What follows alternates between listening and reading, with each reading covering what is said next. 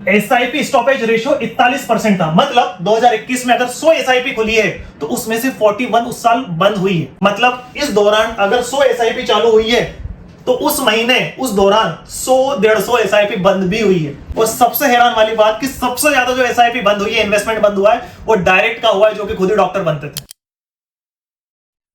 अगर आपके भी म्यूचुअल फंड में एसआईपी कर रही हो और अगर आप डायरेक्ट म्यूचुअल फंड लेते हो, किसके थ्रू? अगर आपने ग्रो, अपस्टॉक, पेटीएम, ज़ीरोधा के थ्रू अगर डायरेक्ट म्यूचुअल फंड लिया है और सोच रहे हो कि अगर मेरे गोल है वो पूरे होंगे, तो सबसे इंपॉर्टेंट वीडियो। कारण ये है कि अभी एमबी का डाटा आया है कि एसआईपी स्टॉपेज रेशियो 100% से ज्यादा हो चुका था जुलाई से लेके अप्रैल से लेके जुलाई में, जिसमें जो एसआईपी बंद हो रही है ना भाई साहब, वो डायरेक्ट की सबसे ज्यादा बंद हो रही है। और सबसे ज्यादा डिफरेंस क्या है? डायरेक्ट और रेगुलर दोनों में डिफरेंस क्या है? देखो, ये सिंपल डिफरेंस तो सभी को मालूम है, लेकिन कुछ ऐसी गलती है जो बताने वाला हूं साइकोलॉजिकल, अगर आपने देख ली तो शायद भविष्य में वो पहले से ही आप प्रिपेयर हो जाओ। तो मेरी आपसे रिक्वेस्ट है, प्लीज अगर आपने एसआईपी करी है अपने फाइनेंशियल गोल के लिए, तो आपके लिए बहुत इंपॉर्टेंट वीडियो। और अगर आपको वीडियो पसंद ना आए ना, आप चैनल सब्सक्राइब कर देना, कभी देखना मत, इतना तगड़ा डाटा आपके सामने लेके आया हूं। सबसे पहले बात करें डायरेक्ट म्यूचुअल फंड क्या होता है। बहुत सारे लोगों को मालूम है, बट फिर भी जो चैनल पे नया है कि डायरेक्ट म्यूचुअल फंड वो होता है जो कि आप डायरेक्ट लेते हो। मतलब अगर आपने देखा होगा grow, Zerodha, Paytm, stock, Upstox, जो कहते हैं कि डायरेक्ट है। देखो, डायरेक्ट मतलब ये होता है जिसमें एक्सपेंस रेशियो कम होता है। लोग सोच रहे हैं कि डायरेक्ट में एक्सपेंस रेशियो नहीं होता, नहीं, एक्सपेंस रेशियो तो रहता है। मतलब पोर्टफोलियो या फंड को मैनेज, लेन देन करने के लिए भैया एक ऑफिस है, लोग है, हैंडल करने के लिए कुछ खर्चे होते हैं, तो उसका एक्सपेंस रेशियो कहते हैं, इसमें कम होता है। दूसरा जो एनएवी होती है, नेट एसेट वैल्यू, हम इसमें बात करेंगे बाद में वीडियो में। एनएवी जो होती है ना, आमतौर पे इसकी एनएवी थोड़ी ज्यादा होती है, ऐसा नहीं कि बहुत ज्यादा होती है, क्योंकि ये आपको खुद लेना पड़ता है। मतलब आपके बीच में कोई एजेंट नहीं है। आपने देखा होगा SBI small cap fund, direct plan, Aditya Birla small cap fund, large cap fund, direct plan, अगर डायरेक्ट लिखा है मतलब बीच में कोई एजेंट नहीं है, डायरेक्ट आप पैसादार है। तो कहने का मतलब है कि पोर्टफोलियो भी आपको बनाना है, आप जिम्मेदार भी आप खुद हो, कोई भी एडवाइजर बीच में नहीं है। दूसरा है रेगुलर प्लान। मैं आपको बता दूं कि डायरेक्ट प्लान 2013 में आया था, इसलिए कोई भी फंड के अगर आप डायरेक्ट देखो, जैसे large cap, mid cap, small cap, flexi cap, कोई भी म्यूचुअल फंड में आप एसआईपी करो, फंड लो और उसमें अगर डायरेक्ट लिखा है ना, तो उसका सेंस इंसेप्शन 2013 से ही होगा, क्योंकि 2013 के पहले सब रेगुलर प्लान थे और रेगुलर प्लान भी 1993 से और भी पुराने। ठीक, तो रेगुलर प्लान वो जो किसी एजेंट के थ्रू या एडवाइजरी के थ्रू ले सको, जैसे कि अगर आपने एचडीएफसी या एसबीआई, ऐसे निप्पॉन या किसी बैंक से लिया, ठीक है, जो कि एडवाइजर, जैसे मैं भी एनआईएसएम सर्टिफाइड हूं, एआरएन, तो मैं भी देता हूं, तो रेगुलर देता हूं। दूसरा, वो कई बार एडवाइजरी एजेंट उनकी वेबसाइट या एक पोर्टल होता है, जैसे कि आपने देखा होगा NJ wealth, asset plus, prudent, तो ये सब क्या है, ये भी एक डायरेक्ट नहीं रेगुलर देते, जिसमें एक एक्सपेंस रेशियो आधे से लेके 1% ज्यादा होगा। और यही कारण है जो जिसके कारण लोग रेगुलर नहीं रहते। कौन तो एजेंट को कमीशन, सबसे पहले दिमाग में यही आता है, आधे से लेके 1% थोड़ा इसमें ज्यादा रहता है। क्यों? क्योंकि एजेंट रहता साफ, वो देखता है, वो एक्सपर्ट रहता है, गाइड रहता है, उसके ऊपर सब कुछ। क्योंकि अल्टीमेटली जब एजेंट बनते हैं तो एग्जाम होती है, ट्रेनिंग होती है, तो सब सिखाया जाता है। बीच में एक डिस्ट्रीब्यूटर, एडवाइजर होता है जो कि आपके रिस्क प्रोफाइल देता है, मतलब आपकी एज क्या है, आपकी सैलरी क्या है, आपके खर्चे क्या है, उस हिसाब से कितनी एसआईपी करनी चाहिए। ऐसा नहीं कि 15 साल या 20 साल के बंदे को अगर आप स्मॉल कैप या लार्ज कैप दे दो, या 50, 55, 60 साल के बंदे को आप स्मॉल कैप दे दो, ऐसा नहीं। थोड़ा देखना पड़ता है कि कौन सा फंड है। बाजार अगर गिरता है तो भाई साहब बिहेवियर कोचिंग देता है, पूछते हैं कि बाजार गिर रहा है तो किस कारण गिर रहे हैं, कब निवेश करना चाहिए, कब बढ़ाना चाहिए, तो ये सब एजेंट बताता है। तो डायरेक्ट और रेगुलर में सिर्फ यही डिफरेंस है कि डायरेक्ट मतलब आप डायरेक्ट ले रहे हो, रेगुलर मतलब बीच में एक एजेंट खड़ा। ठीक, जैसे बीच में एक एजेंट होता है, अगर हेल्थ इंश्योरेंस, लाइफ इंश्योरेंस लेते हो तो बीच में एक एजेंट होता है। वैसे कहते हैं कि इन्वेस्टमेंट, हेल्थ, लाइफ में बीच में एक व्यक्ति होना जरूरी है, क्योंकि हर कोई हिंदी के लिए एक, इंग्लिश के लिए दो, या फिर मोबाइल ऐप से नहीं कर पाता। तो कमीशन की बात करते हो, सीधी सी बात है, डायरेक्ट में नहीं होता है कमीशन, एक्सपेंस रेशियो होता है, कमीशन नहीं होता, क्योंकि एजेंट नहीं है। ठीक है, हाँ, रेगुलर जो रहता है उसमें डिस्ट्रीब्यूटर रहता है, जैसे मैं भी एक डिस्ट्रीब्यूटर हूं, तो हमारा बीच में कमीशन रहता है। अगर आप एसेट प्लस से लो या फिर प्रूडेंट से लो या एंजे वेल्थ से लो, तो भी बीच में कमीशन जाता ही है। दूसरा, एक्सपेंस रेशियो इसमें कम होता है, जीरो नहीं होता। मतलब वो फंड या एम से चलाने के जो खर्चे रहते हैं उसके लिए तो चाहिए। इसमें थोड़ा ज्यादा रहता है, आधे से लेकर 1%। मतलब अगर मान लो किसी फंड का डायरेक्ट का अगर आधा है तो उसी का अगर रेगुलर होगा तो भाई साहब 1 से लेकर 1.5 के आसपास होगा। ऐसा नहीं कि 3-4% होगा। इसमें कोई कमीशन 10, 20, 30, 40% नहीं मिलता, आधे से लेके 1 मिलता है, वो भी डिस्ट्रीब्यूट हो जाता 12। और अगर दिल्ली बॉम्बे में हो तो भाई साहब और भी कम है। ठीक, रिटर्न की बात करें तो इसमें थोड़ा सा बेहतर होता है। रीजन ये है कमीशन नहीं है, ठीक है, बीच में एक्सपेंस रेशियो कम है, कमीशन नहीं है, तो वो भी इन्वेस्टेड रहता है, जिसके कारण थोड़ा सा रिटर्न बढ़ जाता है। इसमें थोड़ा सा रिटर्न कम रहता है लेकिन डिसिप्लिन उसकी भरपाई कर देता है। फंड चुनना है तो सीधी सी बात है भाई साहब, अगर आप डायरेक्ट ले रहे हो, ये तो वही बात हो गई कि अगर आप बीमार हुए और मेडिकल पे गए और आप खुद ही डॉक्टर बन रहे हो, क्या खाना है क्या नहीं खाना वो आपको देखना पड़ेगा। ठीक, और यहाँ पर बीच में एडवाइजर होता है और वो मदद करता है आपकी एज, सैलरी, कितना इन्वेस्टमेंट करना चाहिए, कितना नहीं करना चाहिए। फाइनेंशियल की प्लानिंग की बात करो तो आमतौर पर नहीं होती, क्योंकि आपको खुद ही लेना पड़ता है। कोई भी फंड हो आपको खुद लेना पड़ेगा। ठीक, यहाँ पर गोल बेस्ड प्लानिंग हो सकती है क्योंकि एडवाइजर जो एजेंट है वो सब कुछ देख के ही इन्वेस्ट करवाता है। तो अब ये सब देख के लग रहा है कि कौन एजेंट को कमीशन दे, डायरेक्ट ही लेना हम सबसे इंपॉर्टेंट। और भारत में यही साइकोलॉजी है बहुत खराब है कि फाइनेंशियल लिटरेसी बहुत कम है। अगर आप बीमार होते हो ना तो मालूम है सारी दवाई आपको मेडिकल में मिलती है, फिर भी डॉक्टर के पास जाते हो, 500-1000 रुपए देते हो, वो 1000-2000 की टेस्ट कराता, फिर आपको देता है और फिर आप ठीक होते हो। मतलब डॉक्टर का काम डॉक्टर करता है। जब आपको कोई दिक्कत होती है इलीगल से तो आप लॉयर के पास जाते हो। जब आपके घर में कोई बिजली या तार वार खराब होता है तो इलेक्ट्रिशियन को बुलाते हो। लेकिन जब पैसे की बात हो तो नहीं साहब, मैं ही करूंगा, मुझे कोई एजेंट नहीं देना, क्यों दे कमीशन, ये सबसे पहले दिमाग में आता है। और एक डाटा लेके आता हूं जो कि भाई साहब कौन लेके आया, एमफी का ऑफिशियल डाटा है फिनोवेट से और बिजनेस स्टैंडर्ड से फरवरी अप्रैल 26 का जो कवरेज है मैंने वहां से निकाला। 2021 में एसआईपी स्टॉपेज रेशियो 41% था। मतलब 2021 में अगर 100 एसआईपी खुली है तो उसमें से 41 उस साल बंद हुई है। ये है एसआईपी स्टॉपेज कवरेज रेशियो। 2022 में 51, 2 नवंबर में 80, 82, 75 और मार्च से लेके अप्रैल 2026 तक भाई साहब जो डाटा है ना, उस दौरान 100% से ज्यादा पहुंच गया था। सबसे ज्यादा SIP coverage ratio, stoppage ratio पहुंचा है। मालूम है क्या है? मतलब इस दौरान अगर 100 एसआईपी चालू हुई है तो उस महीने उस दौरान 100-150 एसआईपी बंद भी हुई है। और सबसे हैरान वाली बात कि सबसे ज्यादा जो एसआईपी बंद हुई है, इन्वेस्टमेंट बंद हुआ है, वो डायरेक्ट का हुआ है, जो कि खुद ही डॉक्टर बनते थे। और ये डाटा मैं नहीं बता रहा हूं, ये डाटा सामने आया है। डायरेक्ट और रेगुलर की बात करें तो डायरेक्ट प्लान अकाउंट और रेगुलर प्लान अकाउंट जो कि आपकी एसआईपी का रहता है, B30 और T30 की बात करें, B30 मतलब छोटे शहर या गांव, और T30 मतलब बड़े शहर जैसे दिल्ली, बॉम्बे, जयपुर, अहमदाबाद, पुणे, इंदौर वगैरह ही आते, तो बड़े में आते। ठीक, डायरेक्ट की बात करें तो 19% बंद हुआ था और सिर्फ 6% रेगुलर में बंद हुआ था।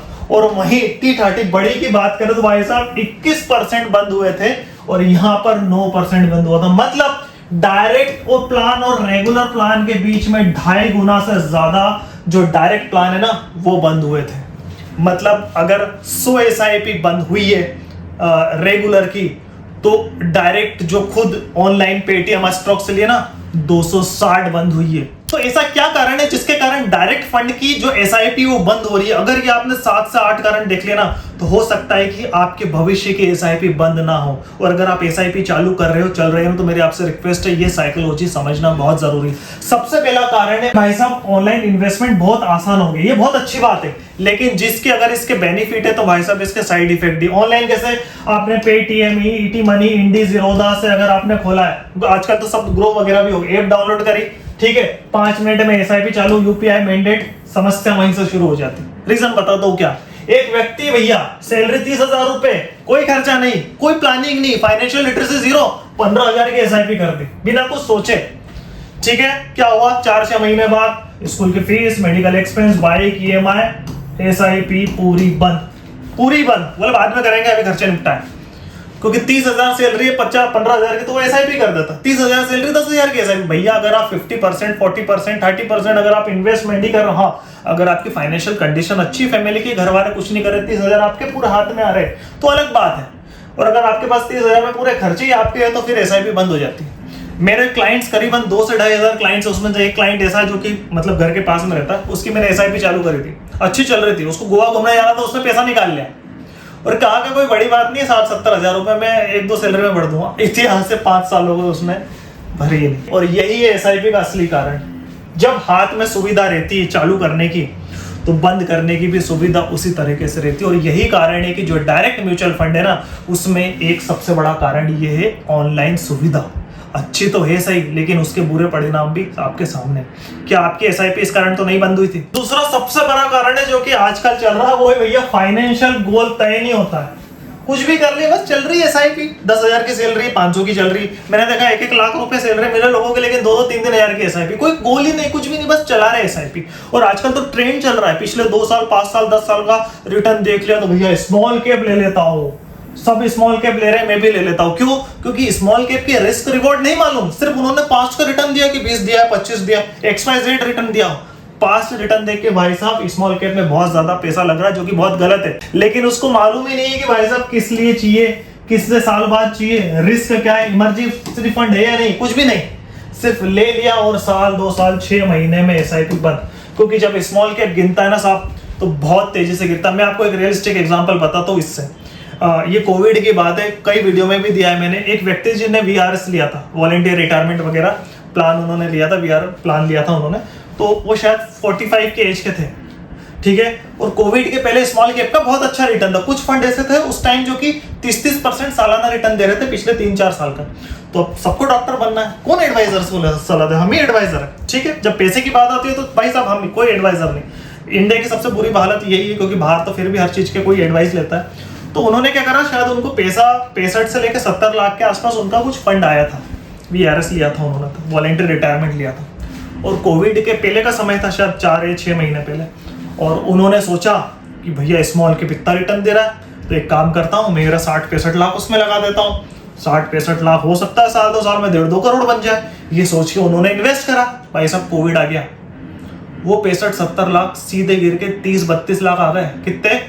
2-3 महीने में। क्योंकि कोविड की स्थिति क्या थी देखा है ना। और उस दौरान तो भैया मार्केट तो ठीक है, स्मॉल कैप तो भाई साहब बहुत तेजी से जा रहे थे। उन्होंने भाई साहब पैसा बेचा और 4 से 6 महीने, 12 महीने बहुत दूर हो गए। उन्होंने, मतलब आप सोचो कि कोई व्यक्ति जीवन भर 40-45 साल नौकरी करता है, 25-30 साल नौकरी करता है, पैसा इकट्ठा करता है और सोचता है कि मैं इससे अपने गोल पूरे करूंगा। फंड उल्टा ले लिया, सिर्फ पास्ट परफॉर्मेंस को देखे। एसआईपी बंद, और वो इंसान क्या कहता है, एसआईपी तो बेकार है, म्यूचुअल फंड बेकार है। अरे भैया आपकी एज क्या है, क्या ले रहे हो, क्या नहीं ले रहे हो, ना गोल, कुछ भी नहीं ले लिया। यही कई लोगों के कारण है, और यही कारण है कि कई लोगों की इस कारण भी एसआईपी बंद हो रही। कहीं ये कारण आपका तो नहीं। तीसरा एक और कारण है भाई साहब, रिस्क को समझे बिना फंड लेना। स्मॉल कैप तो ऐसे जो मैंने आपको एग्जांपल दिया, और बहुत सारे नए नए जेन्स आते हैं, ठीक है। Large cap, small cap, mid cap, flexi cap, ये तो अलग ही रहेगा। ये कहते हैं कि ये तो चलो बेसिक है अगर आप ले रहे हो, उसके अलावा सेक्टोरल फंड भी आता है, पीएसयू फंड आता है, डिफेंस फंड आता है, टेक्नोलॉजी आता है, स्मॉल कैप अलग आता है, जो कि सबसे ज्यादा रिस्की रहते हैं। ऐसा नहीं कि साल भर देते हैं, ये सिक्लिकल रहते हैं। हो सकता हो कि सेक्टोरल फंड को ऐसा लिया, अगर आपने फार्मा सेक्टर का लिया या कंज्यूमर ड्यूरेबल का लिया, तो 5 साल चलाओ। तो होता क्या है, कोई व्यक्ति, अरे ये 5 साल में इसने 15% का रिटर्न, 20% सालाना सीएजीआर दिया पिछले, तो चलो इसको ले लेते हैं। तो भाई साहब वो ले लिया, और पता चला कि अगले साल 2 साल तक उसने रिटर्न नहीं दिया। वो 1-2 साल तक कोई रिटर्न नहीं, एसआईपी बंद, खत्म। उनको मालूम ही नहीं है कि सेक्टोरियल फंड क्या होता है, पीएसयू फंड क्या होता है। ये आम फंड नहीं है, ये एडवांस फंड है। जब आपका फाइनेंशियल गोल के लिए अगर आपने कोई प्लानिंग कर रखी हो, large cap, mid cap, small cap, SIP amount है, सब कुछ कर रखा हो, और उसके बाद जब फंड आता है, और इन फंडों में इन्वेस्ट करने के लिए चाहिए एक्सपर्ट, और चूंकि लेते हैं डायरेक्ट, तो डायरेक्ट में तो भाई साहब ना पैर ना छत, कुछ भी नहीं, आपको ही सब करना पड़ता है। तो फिर लेते हैं और उनको लॉस होता है, और फिर कहते हैं भाई साहब म्यूचुअल फंड, एसआईपी तो बेकार है, इसमें तो लॉस होता है। चौथा कारण जिसकी स्टोरी में बता चुका हूं भाई साहब, जब भी मार्केट क्रश होता है डर जाते हैं। क्या होता है, डायरेक्ट म्यूचुअल फंड में भैया खुद ही लिया उन्होंने, उनको मालूम ही नहीं है कब तेजी होती है, कब मंदी होती है। उन्होंने सोचा ठीक है मैंने ले लिया, अब एकदम से मार्केट गिर जाता 20%, और स्मॉल कैप ले ले तो भाई साहब और तेजी, स्थिति और खराब होती। तो जैसे गिर जाता सोचता भैया सब खत्म हो गया, बेचो, पैनिक सेलिंग। ये वही लोग होते जो आते, वो कहते हैं ना कि मार्केट जब गिरता है तो सबसे पहले यही जाते। और मार्केट जैसे सोने का भाव जब 60-70 पे था, कोई नहीं पूछ रहा था, जैसे 1.5-2 लाख पे पहुंचा भाई साहब हर कोई खरीदना पहुंच गया। उसी तरह देखना शेयर मार्केट है, म्यूचुअल फंड की बात गिरते समय कोई नहीं करता, जब लाइफ टाइम पे होते ना तभी करते, इसको कहते हैं फोमो, एक साइकोलॉजी होती है। लेकिन वही रेगुलर पर भाई साहब एक फंड मैनेजर, एक एडवाइजर रहता है, वो सलाह देता है कि भाई साहब अगर आप 10 साल 15 साल के लिए गोल बना रहे हो तो गिरते मार्केट में अगर आपको देखना, अगर 15 साल के बीच में मार्केट गिरेगा भी तो उस दौरान आप चाहो तो एक ब्लास्ट एसआईपी कर सकते हो, थोड़ा फंड डाल सकते हो ताकि रुपी कॉस्ट एवरेजिंग हो जाए।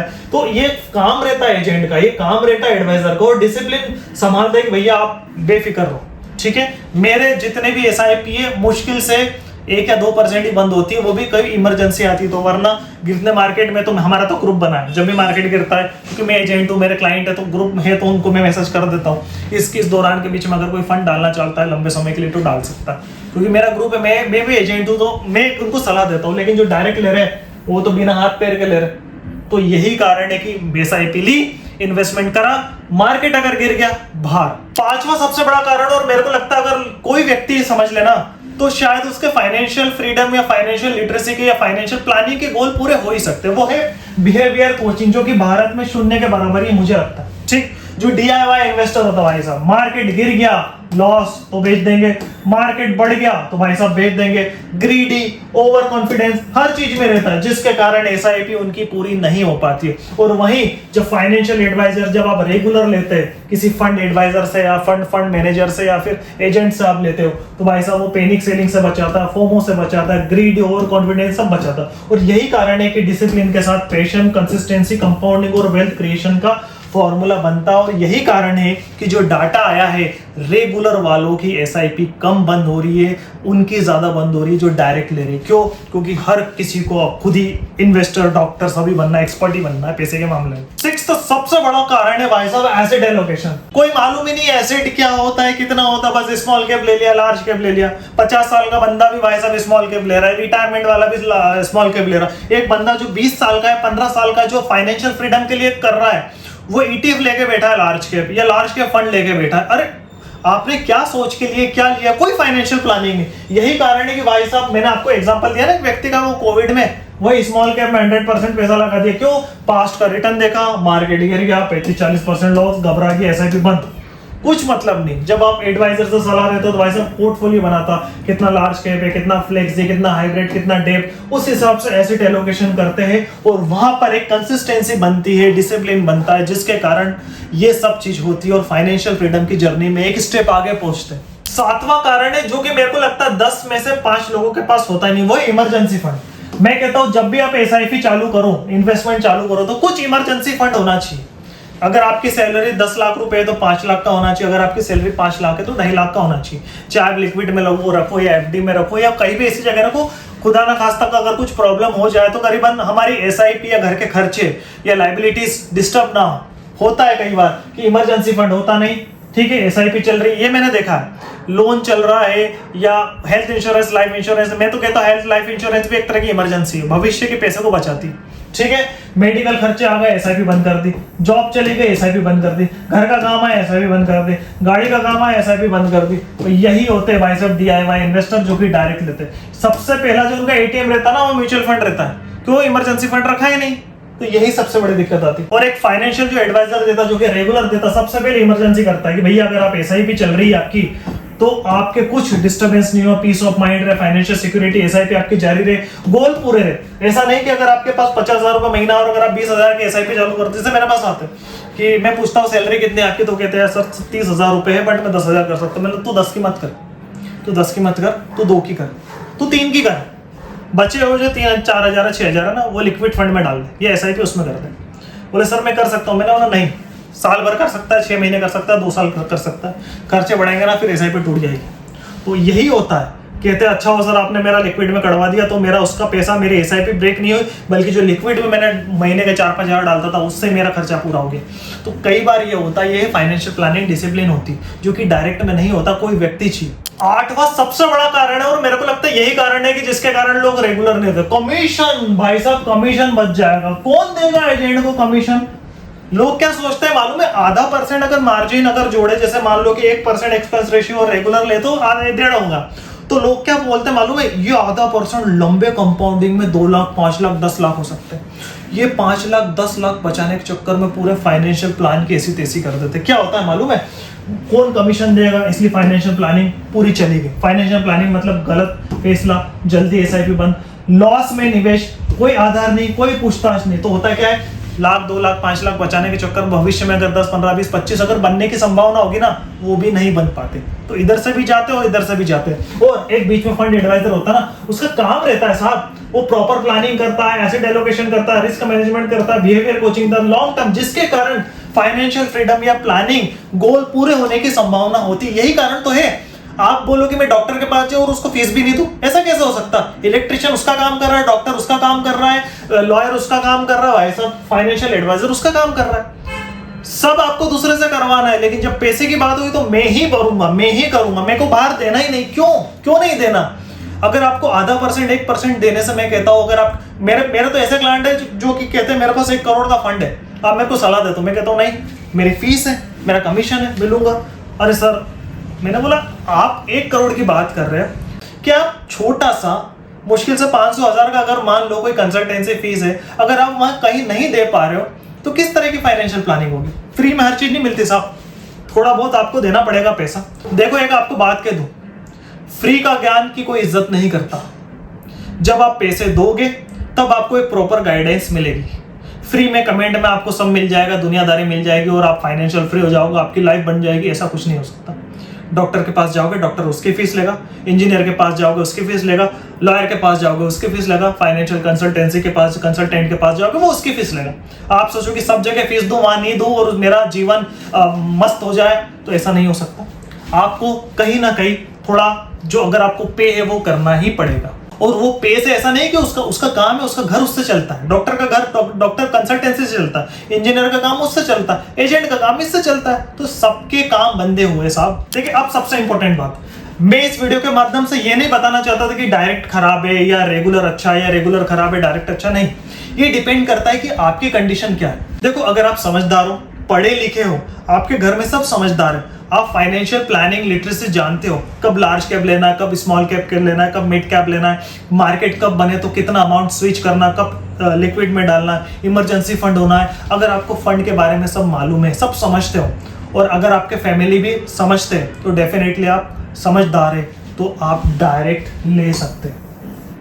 लेकिन अगर आप सिर्फ एजेंट के कारण उल्टे सीधे फंड ले रहे हो, तो मेरी सलाह है सिर्फ आधे % कमीशन के चक्कर में पूरी फाइनेंशियल प्लानिंग की बेंट ना बजाए, बीच में एक अच्छा एडवाइजर रखे जो एक कमीशन रखे। और दूसरा, वो व्यक्ति जिसके पास समय नहीं है, वो व्यक्ति जो प्लानिंग नहीं करना चाहता, वो व्यक्ति जो, मेरे ऐसे कुछ क्लाइंट है, मैं आपको बता दूं, करीबन 10 से 15% ऐसे क्लाइंट है जो बहुत गरीब और मध्यम वर्ग में, वो ठेला चलाते, कचौरी समोसे बेच रहे, जूते बेच रहे, एक की दुकान है, वो कह रहे साहब हमको नहीं आता, हमको तो बीच में एक व्यक्ति चाहिए जो समय। और वाकई जब उन्होंने करवाया किसी अच्छे एडवाइजर से, या फिर मेरे ही क्लाइंट से अगर मुझसे करवाया ना, मैं आपको कह दूं वो इन्वेस्टमेंट से भी खुश है और रिटर्न से भी खुश है। क्यों? क्योंकि उनको नहीं मालूम, उनको कुछ समझना ही नहीं, बट वो भी चाहते हैं इन्वेस्टमेंट करना, तो उनको भी एक जरिया चाहिए ना। जरूर थोड़ी ना कि हर बोले कि भैया डायरेक्ट ने आप कर सकते हो, जरूरी नहीं है दूसरा कर सकता है साहब। मेरे ऐसे क्लाइंट है जिनको मोबाइल चलाता नहीं याद है, लेकिन उनकी फंड की अगर आप वैल्यू, उनका रिटर्न देख लो ना, तो होश उड़ जाए। रीजन क्यों? उन्होंने फंड लिया, डिसिप्लिन लगा, और जब मार्केट गिरा मैंने उनसे कहा कि अगर आपके पास फंड है तो आप चलो थोड़ा डाल सकते हो। उन्होंने डाला और वाकई 5-10 साल हो गए, उनका जो रिटर्न है ना, वो उनसे खुश है। तो जरूरी नहीं है कि अगर आपको सब आता है तो दुनिया को भी सब आता है। अगर आप ज्ञानी हो, समझदार हो तो आप लो, अगर आप ज्ञानी समझदार नहीं हो, डिसिप्लिन अगर आपके पास नहीं हो, तो बीच में एक एडवाइजर रखो। डायरेक्ट भी अपनी जगह ठीक है, रेगुलर भी अपनी जगह ठीक है। अब आप मुझे बताइए नीचे कमेंट करके, क्या वाकई डायरेक्ट ही बेस्ट है या रेगुलर बेस्ट है, या दोनों की अपनी जगह। और अगर आपकी एसआईपी बंद हुई है तो इन 8 कारणों में से कौन से कारण से हुई है, नीचे कमेंट जरूर करें। नेक्स्ट वीडियो किस पे चाहते हैं, और अगर आपको वीडियो अच्छी लगी तो लाइक करें, हमारे व्हाट्सएप ग्रुप को ज्वाइन करें। मुझसे पर्सनल कंसल्टेंसी अगर आप चाहते तो उसके लिंक भी नीचे। अगली वीडियो में जल्दी मिलेंगे, तब तक के लिए bye bye. Thank you very much.